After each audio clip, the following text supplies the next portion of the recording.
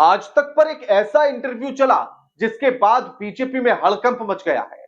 और जो बीजेपी ढोल पीट पीट कर कहती है कि विदेशों में डंका बज रहा है, डंका बज रहा है, उस इंटरव्यू ने बीजेपी के उस डंके को ही फोड़ डाला है, उस डंके की पोल खोलकर रख दी है। और बीजेपी में हड़कंप मचा है, सरकार में अब हड़कंप मचा हुआ है। नमस्कार, मैं आपके साथ केके राणा, न्यूज संवाद देख रहे हैं। दोस्तों, ये तो आप बड़े अच्छे से जानते हैं कि बीजेपी कहानियां सुनाने में बड़ी माहिर है। आप ये भी अच्छे से जानते हैं कि किसी भी बात को बढ़ा चढ़ाकर कैसे दिखाया जाता है, बीजेपी इसको बखूबी जानती है।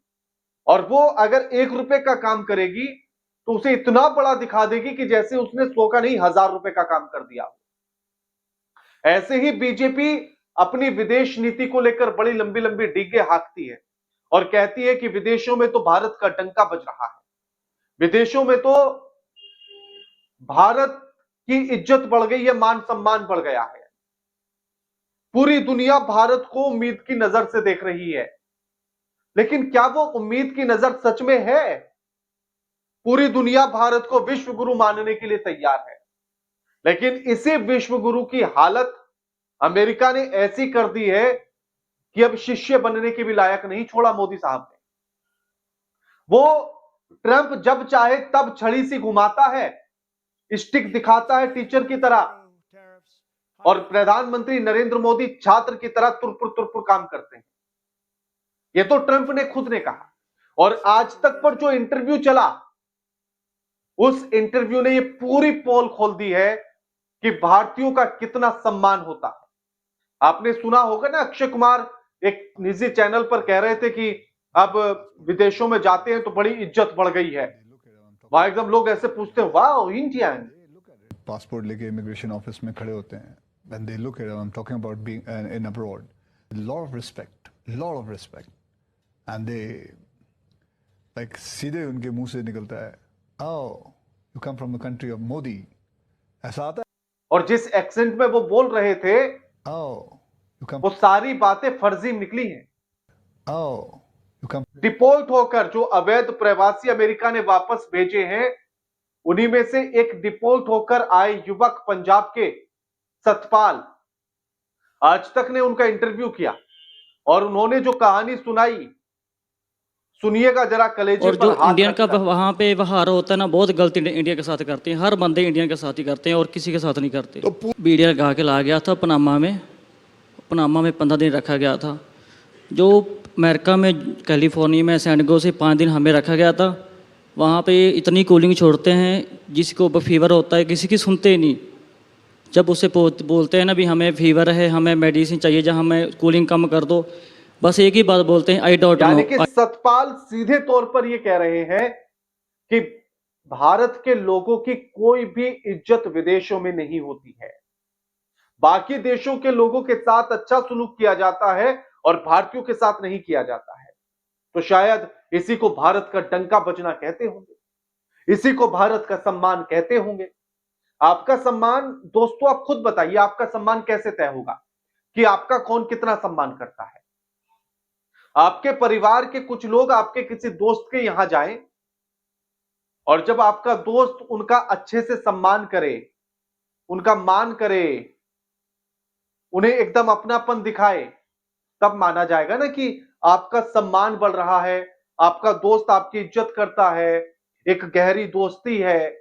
ये सारी बातें ऐसे ही पता लगेंगी ना। अब अगर मान लो कि आपके माता पिता आपके किसी दोस्त के घर पर गए और किसी ने पानी को भी नहीं पूछा, चाय को भी नहीं पूछा, बैठने के लिए भी ठीक से नहीं कहा, मुंह चढ़ाकर घूमते रहे और कुछ बात की तो उसमें भी तंज में कह दिया, तो आपको लगता है कि क्या वो दोस्ती अच्छी है? आपको लगता है कि आपका दोस्त आपके लोगों का सम्मान कर रहा है, क्या आपका सम्मान कर रहा है क्या? क्योंकि आपका सम्मान आपके परिवार के लोगों के सम्मान के साथ जुड़ा होता है। जब बाहर के लोग आपका सम्मान अगर करते हैं तो आपके परिवार के लोगों का सम्मान ज्यादा करेंगे और उसी से पता लगेगा कि आपका सम्मान, आपका रुतबा कितना बड़ा है, आपको उनकी नजरों में आपकी इज्जत कितनी है। लेकिन यहां तो सब कुछ बेड़ा गर्क हुआ पड़ा है। बीजेपी के लोग ये कहते थकते नहीं है कि विदेशों में सम्मान हो रहा है भारत का, और विदेश वाले लोग अपमान करते नहीं थक रहे हैं। सुनिए किस तरह से टॉर्चर किया गया है लोगों को जरा। यहाँ पे इतनी कूलिंग छोड़ते हैं, जिसको फीवर होता है किसी की सुनते ही नहीं। जब उससे बोलते हैं ना भी हमें फीवर है, हमें मेडिसिन चाहिए, जहाँ हमें कूलिंग कम कर दो, बस एक ही बात बोलते हैं, I don't know, I don't know. हर बात में I don't know, I don't know. किसी को फीवर ही होता है, चाहे कितना भी लड़का कोई बीमार होता है ना, बस वो बोलता है मुझे दवाई दे दो, मुझे दवा चाहिए, कहते आई डोंट नो, आई यानी डोंट कि नो। किसी को अगर बुखार भी आ गया तो उसको दवाई नहीं थी, कहते आई डोंट नो, बल्कि अंग्रेजों ने बोला आई और डोंट 5 नो, दिन हमें मैं बांध क्या के करूं, रखा मुझे था। क्या और पता। इतनी कूलिंग करते थे ना, चाहे लड़का बीमार और है, चाहे जैसे भी कूलिंग में बांध के लाकर रखते थे। रखा गया। 1 घंटे के बाद टॉर्चर करते थे। सोचिएगा कभी एप्पल देते, कभी लेज देते, कभी कि अगर टेंशन लगती थी, जनवरी वीकेंड होती फरवरी थी। के महीने में, और और अमेरिका जो में तो इंडिया वैसे का भी सर्दी वहाँ पे होती है व्यवहार होता है ना, बहुत गलत 12 इंडिया महीने। के साथ करते हैं। हर बंदे इंडिया के साथ सोचिए करते वहां हैं, आपको किसी के साथ कूलिंग नहीं में करते। लाकर रखा जा रहा है, हैंडकफ किया गया था, टॉर्चर अगर किया आप जा बाथरूम रहा है जाना चाहते थे। हर घंटे पर नहीं आपको, ऐसा तो कुछ नहीं, वहाँ और आप बस कह रहे मीडिया हैं कि लगा के आपका हमें सम्मान पनामा पे हो छोड़ा रहा है। गया था। और जब हम शर्म कोई आनी गलत करते चाहिए, तब एक बात बोलते थे, आई एकदम डोंट नो, आई शर्म डोंट आनी नो, आई चाहिए। Don't know. बस उतना इसी ही को कहते हैं हाँ। चुल्लू भर पानी में डूब मरना, आप वो आते कर कहाँ लेना से? चाहिए। आपका गांव कौन सा है, शहर कौन सा है? मैं डिस्ट्रिक्ट फिरोजपुर पंजाब तो हूँ। सतपाल ने जो बात आप बताई उससे बीजेपी में हड़कंप देश मच गया है। छोड़कर बीजेपी के लोग जवाब देते नहीं बन रहे हैं, और वो जो अंधभक्त कह रहे थे ना कि गलत किया है तो गलत भुगतेंगे, गलत रास्ते से गए हैं तो इसी तरह से उनके साथ सुलूक होना चाहिए।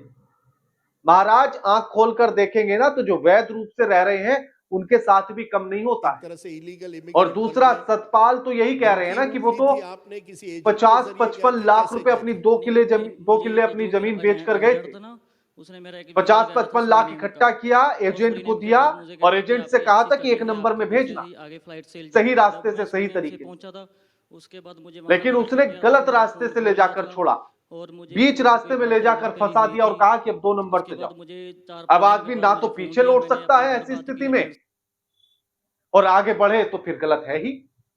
तो मजबूरी थी सतपाल के सामने, मजबूरी में उन्हें जाना पड़ा, एजेंट ने जबरदस्ती उन्हें गलत रास्ते से भेजा।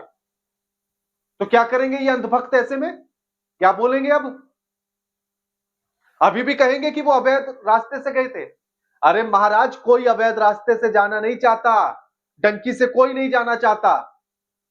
मजबूरियां होती हैं इसी तरह से, अपना पूरा पैसा फूंक देते हैं लोग, एजेंट उन्हें गलत रास्ते से लेकर जाते हैं फिर, और उनके पास ना पैसा बचता है ना कुछ, तो फिर उस दलदल में फंसने के सिवाय कोई दूसरा रास्ता नहीं दिखता उन्हें। और क्यों गए थे ये भी उन्होंने बताया है कि अपने पिता को बीमारी से मरते हुए देखा है उस व्यक्ति ने, कई सालों तक हॉस्पिटल के चक्कर काटते हुए देखा है, जेब में रुपया नहीं था तो पिता को बचा नहीं पाए, तो लगा कि बाहर जाऊंगा तो परिवार के किसी दूसरे सदस्य पर तो ऐसी आंच नहीं आने दूंगा, और सिर्फ इसी नियत के साथ वो गए थे। लेकिन निकम्मी सरकारें, निकम्मे अंधभक्त उन्हें गलत ठहराने पर लगे हैं। भगवान से दुआ कीजिएगा अंधभक्तों कि आपके साथ कभी ऐसा कोई दिन ना आए जब सतपाल जैसी स्थिति में रहना पड़े, वरना पता लग जाएगा सही और गलत। बाकी आप कमेंट करके बताइएगा कि आप क्या कहना चाहते हैं। वीडियो लाइक कीजिए, शेयर कीजिए और चैनल को सब्सक्राइब करना मत भूलिएगा। नमस्कार।